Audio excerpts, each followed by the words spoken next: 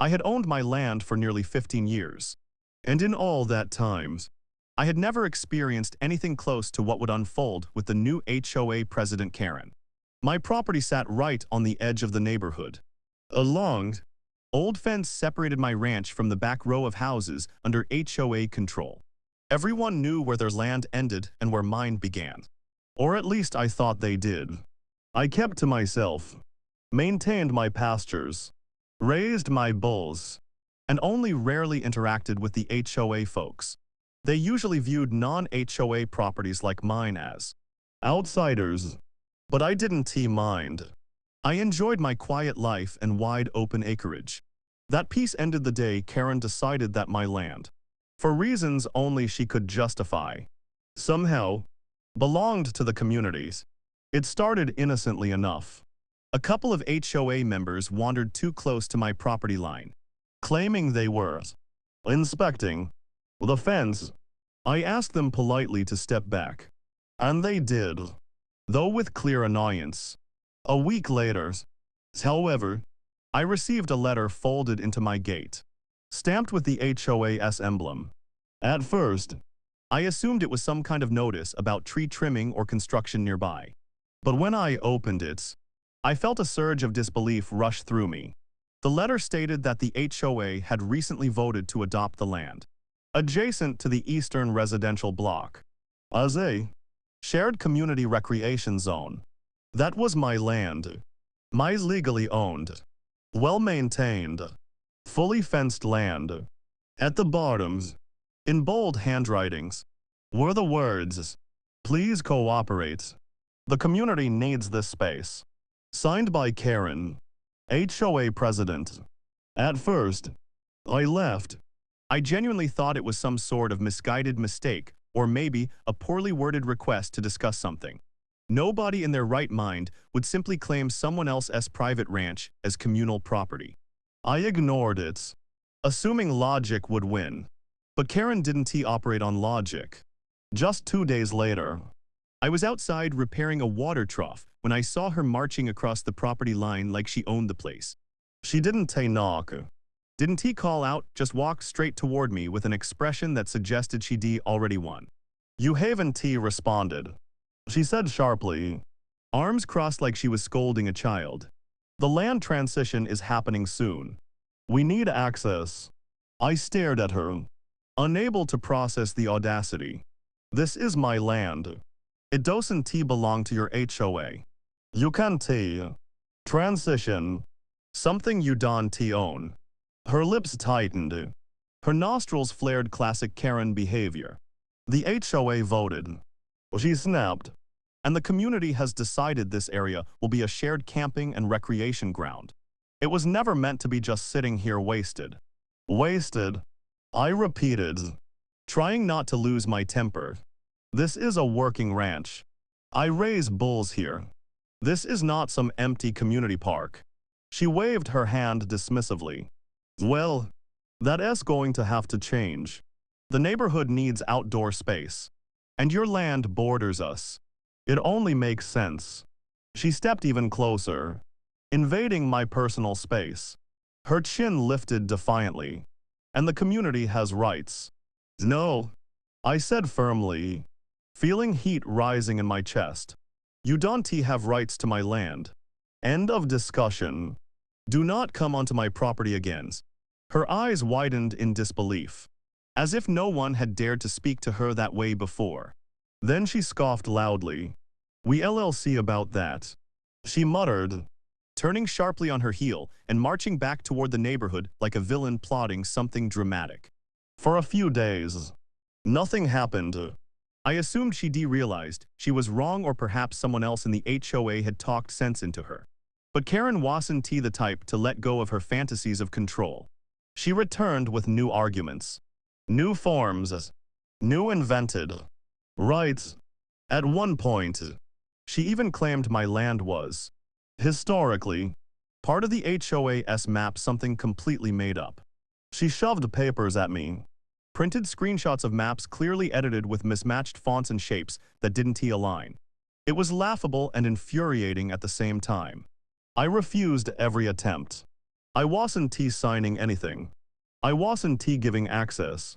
I wasn't acknowledging any absurd claim. But Karen wasn't looking for agreement, she was looking for dominance. The more I pushed back, the more she escalated. She started telling neighbors that I was hoarding land and blocking community progress. She claimed the HOA had legal authority over anything within a certain distance of their property lines. She even told people that I was planning to sell the land to developers, which was completely false.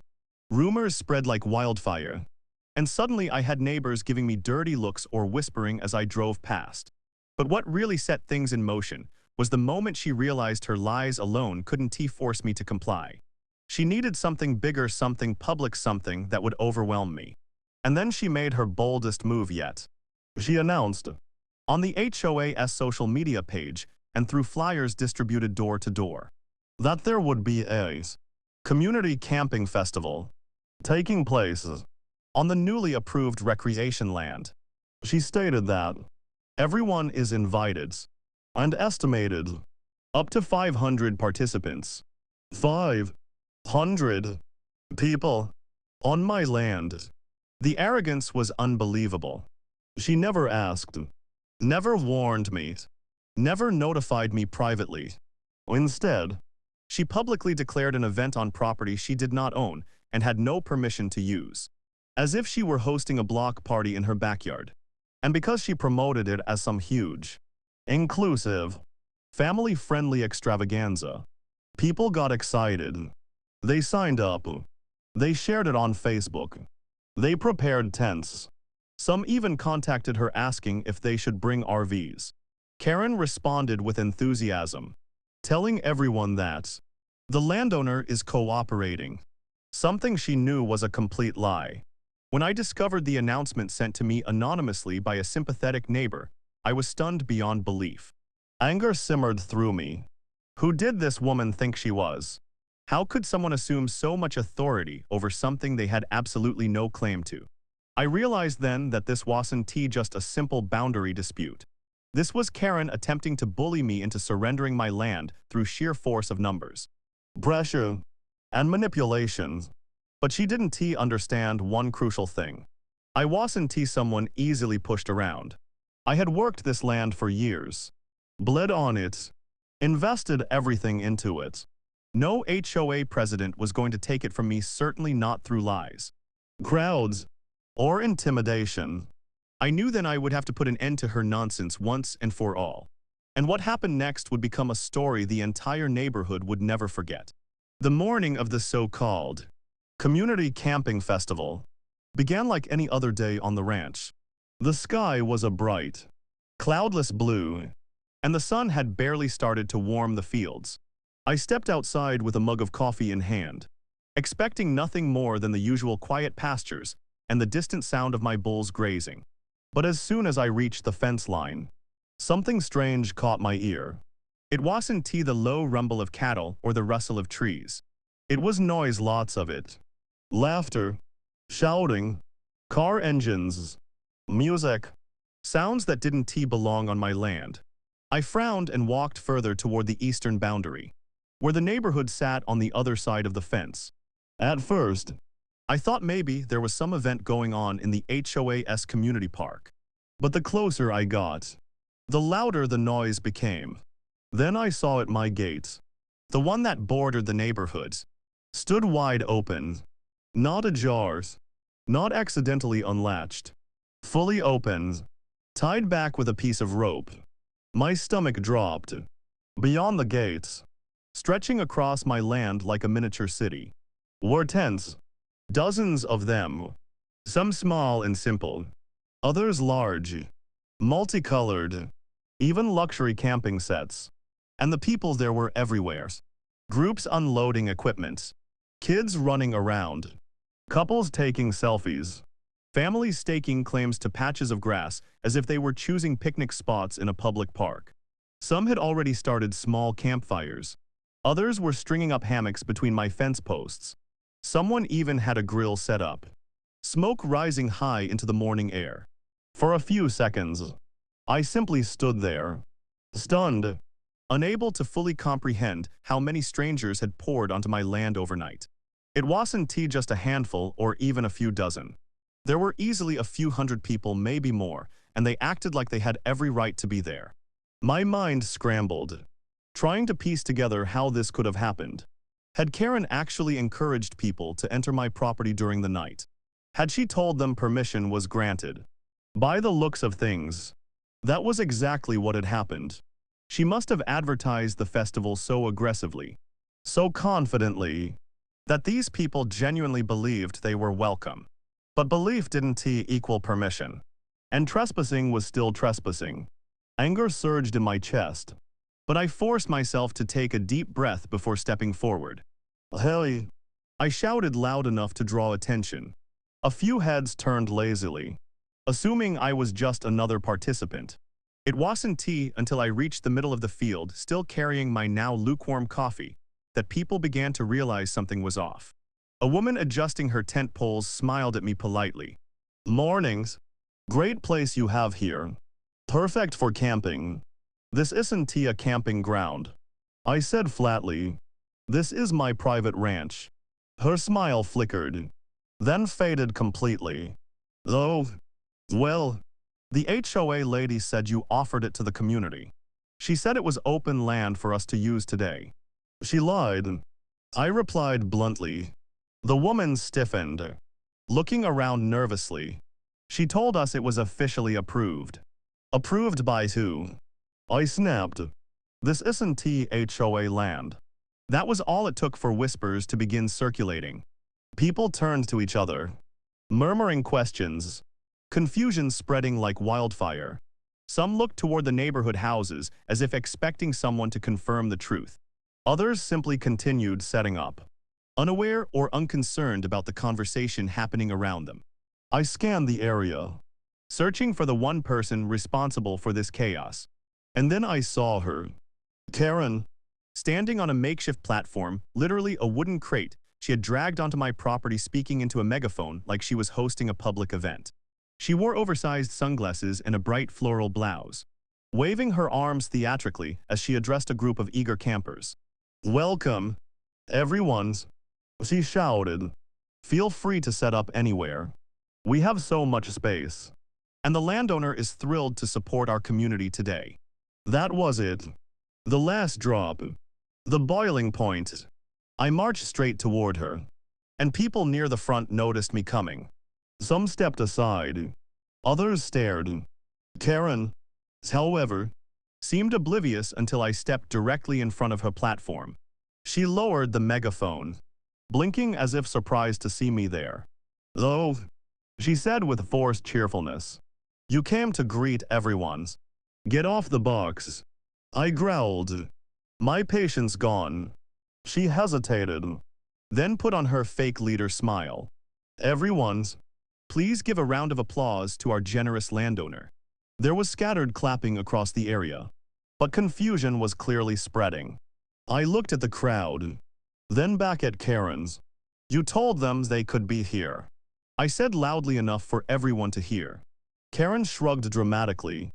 "Well, the community voted. We needed this space. This isn't community property." I shouted. "This is my land. You had no right to invite anyone here." Whispers erupted everywhere. People exchanged uneasy glances. Some families began gathering their things slowly, as if they weren't sure what to believe. But Karen wasn't done. She raised her megaphone again defiantly. "You don't own all of this," she declared, voice amplified. "This land borders our neighborhood, which makes it shared." A husband standing nearby muttered, "That's not how land works." Another camper added, "Is this even legal?" Karen turned red with anger. Don listened to him. He's being dramatic. The HOA allows community access. The HOA has zero authority over my ranch. I snapped. "And you're all trespassing right now because she lied to you."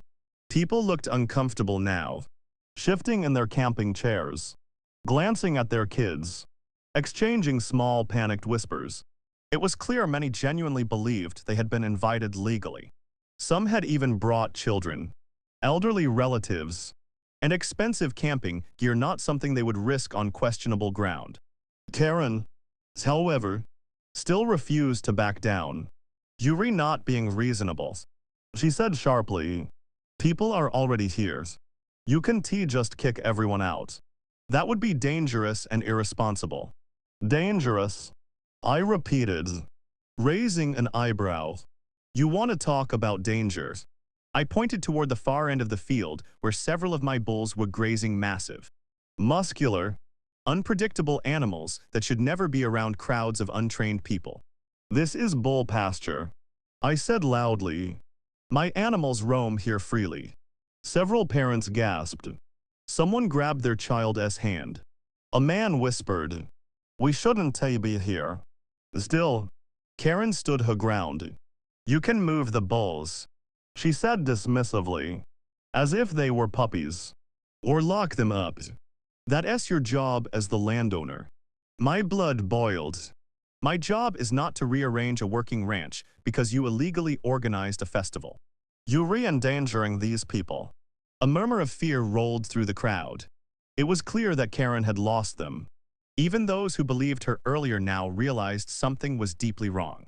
But instead of backing down, she resorted to insults. "You're selfish," she spat. "The community deserves access. You're outnumbered. So act like a good neighbor and let them stay." Outnumbered? That was the moment I realized something important. She believed numbers could overpower ownership. She believed she had won simply because she managed to pack my land with hundreds of people. In her mind, majority meant authority. But she had no idea that numbers didn't scare me. Not when I knew I had the law and the land itself on my side. And what I did next would make sure she never tried anything like this again. The moment the truth finally began sinking into the minds of the crowd that they had been misled, tricked, and lured onto private property, they naturally began to look toward Karen for answers. But instead of correcting her mistake, apologizing, or even admitting a sliver of wrongdoing, she doubled down harder than ever. It was almost impressive, in a delusional sort of way, how far she was willing to go to preserve her fantasy of control. But what she didn't realize was that I had already reached my limit. The sight of hundreds of strangers trampling my land, setting up tents, lighting fires, and wandering dangerously close to areas where my bulls grazed made my jaw clench so tight I could feel the pressure in my temples. I gave everyone one clear, calm warnings, one chance to leave peacefully. I stepped up onto the crate Karen had used as her stage, tapping the megaphone to get attention. "Listen up, everyone's," I said, projecting my voice across the field. "You were misled. This land is not public. It is not community space. You're all trespassing.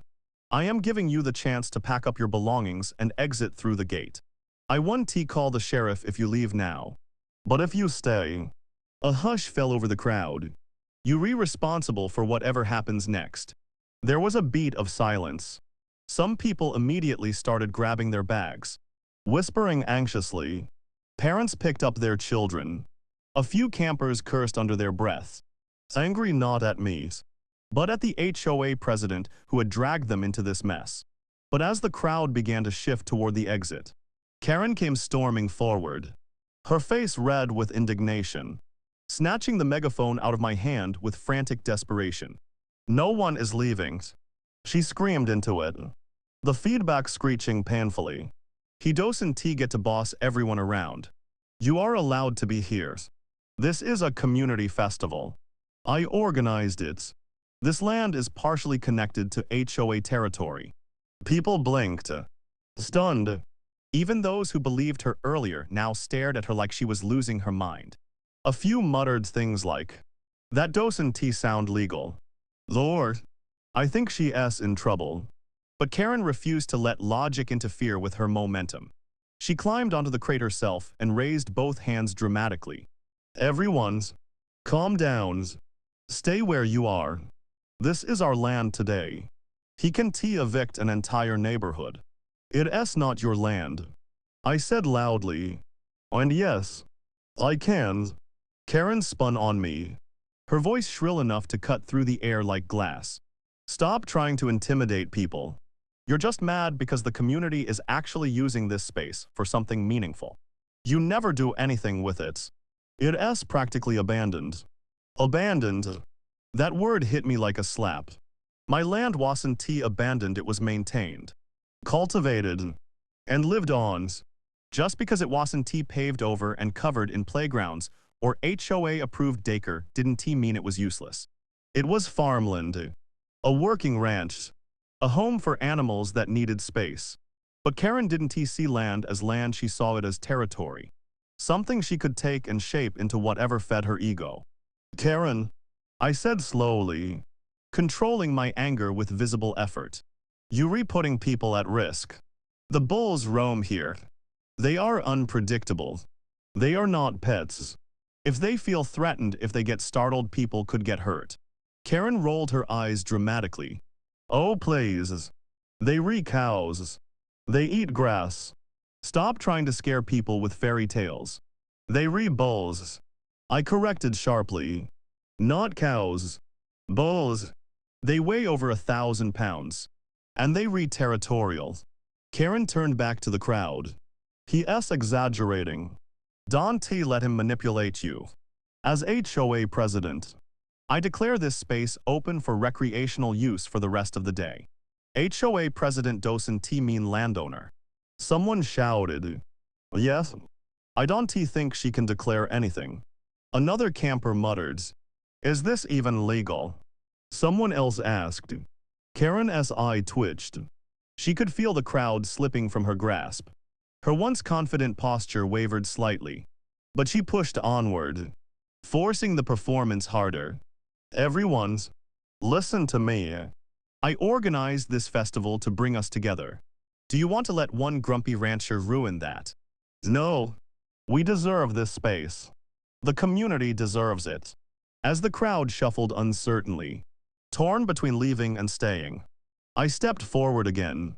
This is your last warning, I said to the entire gathering. Pack up and go. I am not repeating myself. And then Karen snapped. You don't get to decide anything. She shrieked. You think you're so powerful just because you own some dirt and animals. The HOA has power too. The community has power. And we're not leaving just because you're throwing a tantrum. The crowd collectively winced at her tone. Even her supporters seemed to shrink back. Uncomfortable. One man whispered to his wife. She's losing it. Karen then stormed up to me, jabbing a finger so close to my chest that I nearly swatted it away. I am declaring this an official HOA neighborhood festival, she said, her voice trembling with rage. And I will file a complaint against you for harassment. You can file whatever you want. I replied calmly. It won't change reality. Reality, she hissed, is whatever the community agrees on. No, I snapped. Reality is what the law says. And the law says this is my private property. But she wouldn't hear it. She wouldn't accept it. She wouldn't even acknowledge the truth that was staring her in the face. Her arrogance had metastasized into delusion. And then she made her biggest mistake. Fine. She barked into the megaphone. If anyone feels unsafe, they can move their tents to the far end of the field. The bulls won't bother us there. We're staying. The festival continues. She threw the megaphone down, crossed her arms triumphantly, and stared at me with a smug, self-satisfied smirk that said she believed she had won. She thought her numbers, her position, and her inflated confidence were enough to overpower actual ownership. It was clear she had no intention of leaving. She had no intention of cooperating. She had no intention of admitting she was wrong. She was convinced that if she stood her ground long enough, everyone else would follow her lead. But that was when I realized something important. Talking wasn't going to work. Warnings weren't going to work. Logic wasn't going to work. I needed a solution that Karen couldn't out-argue. And I knew exactly what that solution was. There comes a point where patience stops being a virtue and becomes a liability. I had given Karen warnings more than she deserved. I had given the crowd the truth clear.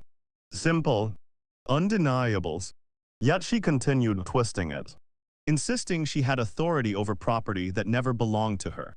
The people who were trying to pack their things and leave were now frozen, unsure whether to trust their instincts or the woman who had lured them here in the first place.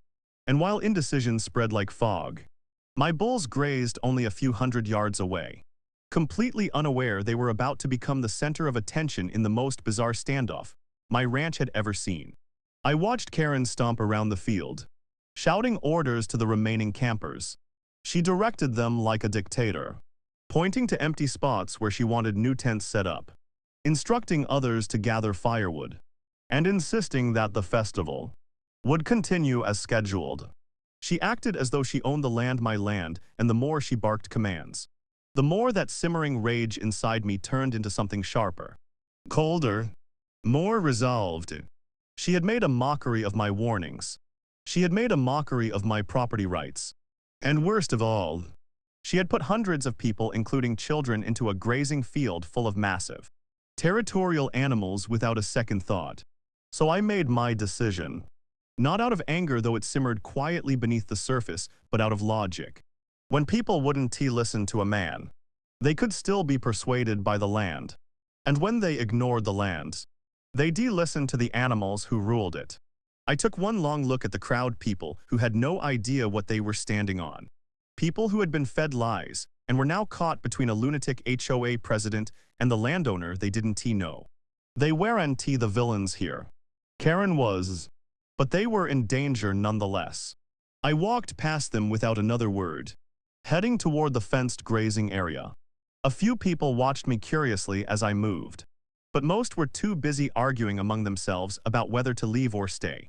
Some were anxiously rolling up tents, while others were still settling in. A group of teenagers had set up Bluetooth speakers and were dancing like nothing was wrong. Two dads were arguing over which direction was safe. A mother was trying to convince Karen that maybe the bulls were a sign they shouldn't be here. Karen, already on the brink of hysteria, screamed back, "He*s lying about the bulls. They re just cows." That was the final straw. I reached the fenced area and climbed onto the wooden rails. My bulls, massive, muscled, and calm for the moment, looked up at me with mild curiosity. They recognized me. They trusted me. And unlike Karen's, they respected boundaries. They also respected routine. Normally, this was around the time I moved them to the next grazing section. Today, the next grazing section happened to be the same field Karen had decided to invade. I unlatched the gates. The heavy wood creaked in protest as I pushed it open. The bulls blinked, staring at the open paths, waiting for a cue. I gave it to them, a short whistle, sharp and firm.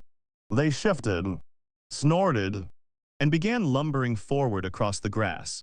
The ground trembled under their weight. Before they even reached the open gate, several campers looked up, alarmed. One woman dropped her portable stove. A kid shouted, "Mom, those aren't cows." And an older man muttered something like, "Oh hell, we need to go."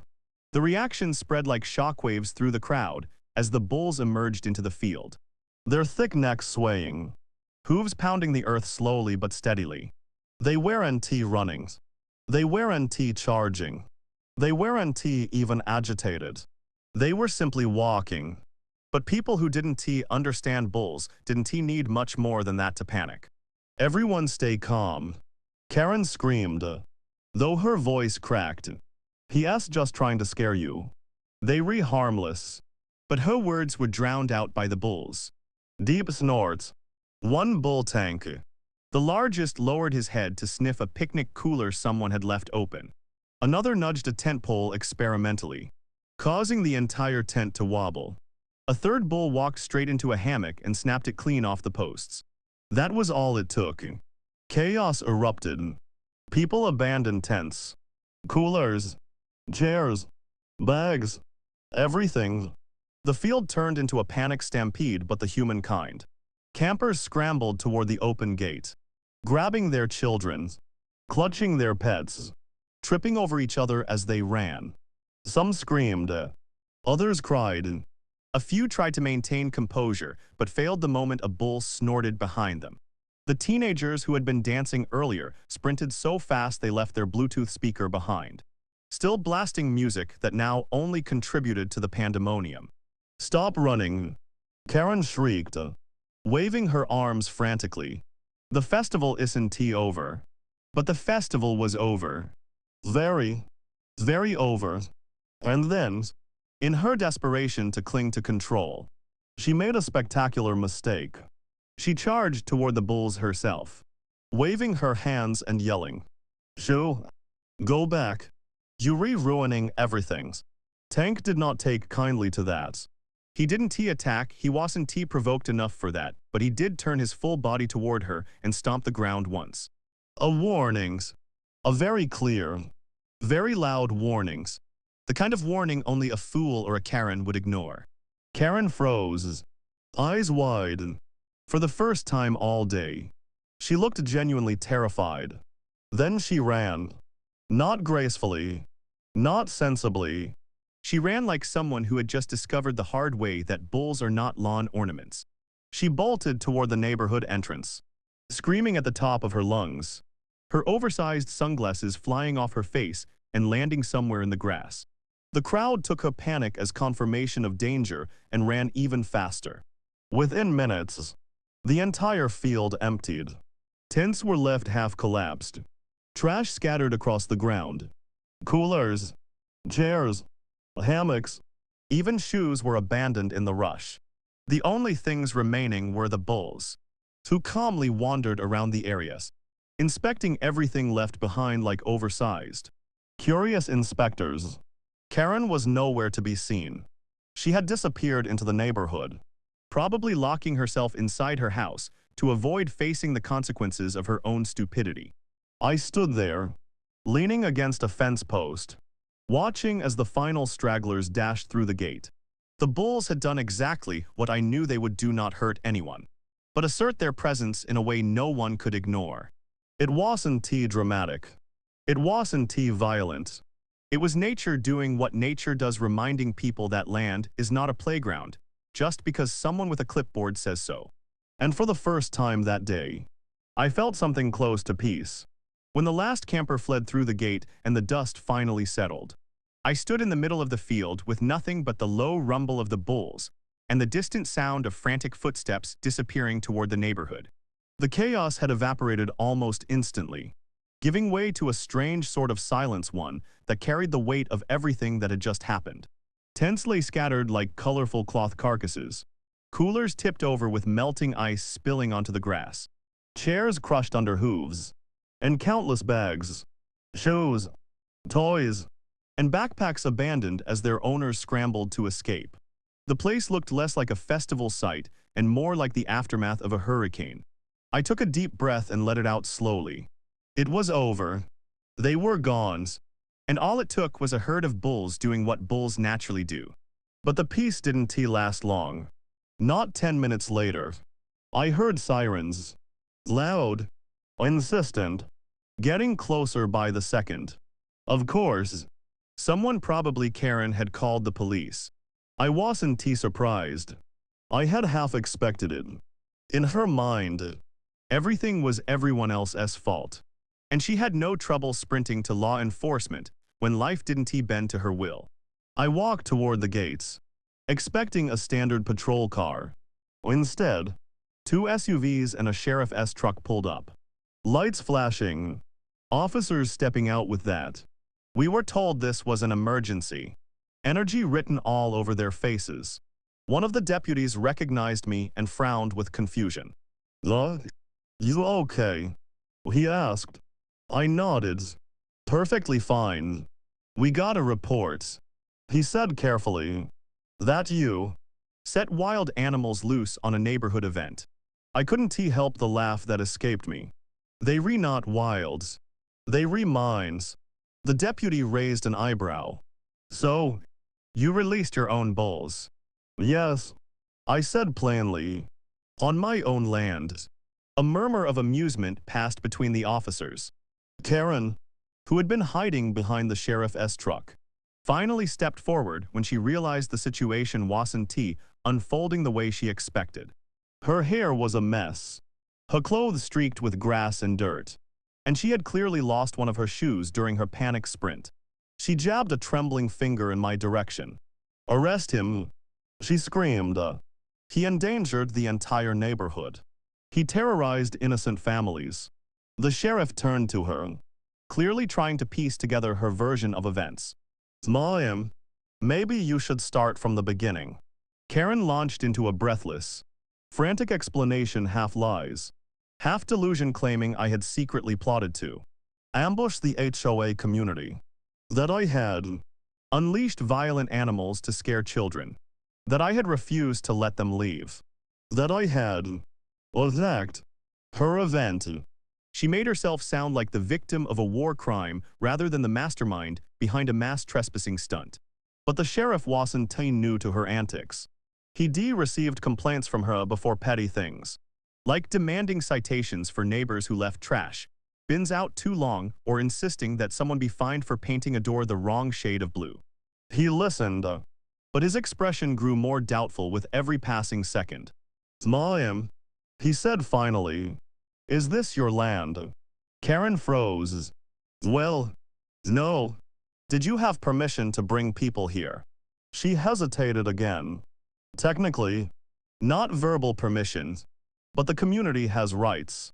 "No," the sheriff cut in. "They don't. You cannot invite people onto property that isn't yours."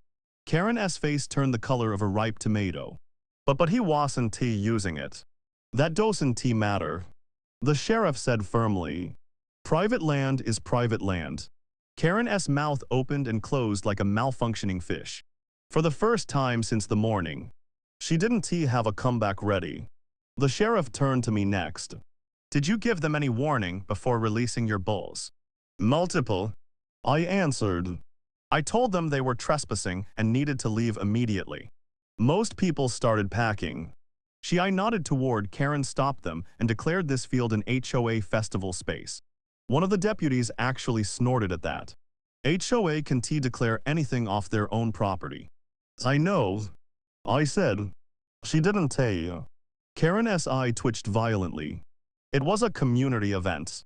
You organized an event on land that isn't yours," the sheriff said calmly, "and brought over 500 people onto it. That is criminal trespassing on a massive scale. She tricked the entire neighborhood." One of the deputies added. Karen looked like her legs might buckle under her. "This isn't fair," she whispered. "I was doing something good." "A festival isn't good if it involves breaking the law," the sheriff replied. At that moment, several campers, now safer and emboldened, began walking back from the street, demanding to retrieve their belongings. Some were frustrated, some embarrassed, and some furious once they realized what had actually happened. A few directly confronted Karen. "You told us this was allowed. You said the owner was donating the land. You said he didn't take care. My kid was almost trampled." Karen tried to deflect blame, insisting she had misunderstood the zoning map, or that the boundaries were unclear. But dozens of phone cameras were already recording her meltdown, and the sheriff wasn't buying any of it. He sighed heavily before speaking. "Ma'am, I am citing you for criminal trespass, organizing an event without permits, reckless endangerment, and violating HOA authority guidelines. You'll likely face fines as well." Karen gasped as though she'd been stabbed. "You can't do that to me. I am the HOA president." "That," the sheriff said dryly, "is not a legal shield." Karen tried to argue, but her voice cracked into a wail. Campers glared at her from every direction. Some demanded refunds. Others demanded she step down. One guy even threatened to sue her.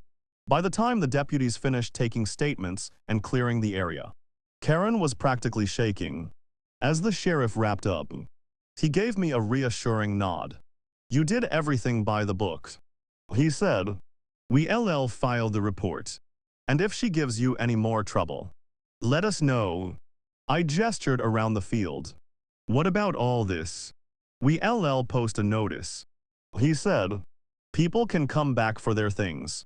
Whatever's left after 72 hours is yours. I thanked him and watched as the officers escorted Karen back to her neighborhood. She wasn't arrested, but she was humiliated publicly, thoroughly, and undeniably. And that was worse for someone like her. Over the next few days, the consequences piled up. The HOA board held an emergency meeting. Angry residents demanded Karen's removal. Videos of her screaming at bulls went viral. Her reputation cratered faster than she could deny the footage. And eventually, after enough signatures were gathered, she was voted out as HOA president entirely. Not long after, she knocked on my gates. Not to apologize, not to make things right, but to beg me not to sue her. I didn't even open the gates. I just said calmly, "You rebanned from my property. Leave." And for once, she listened. She walked away quietly, shoulders slumped. Her arrogance finally crushed under the weight of her own actions. That was her biggest regret, not the danger she caused, not the chaos she created, but the fact that she lost power.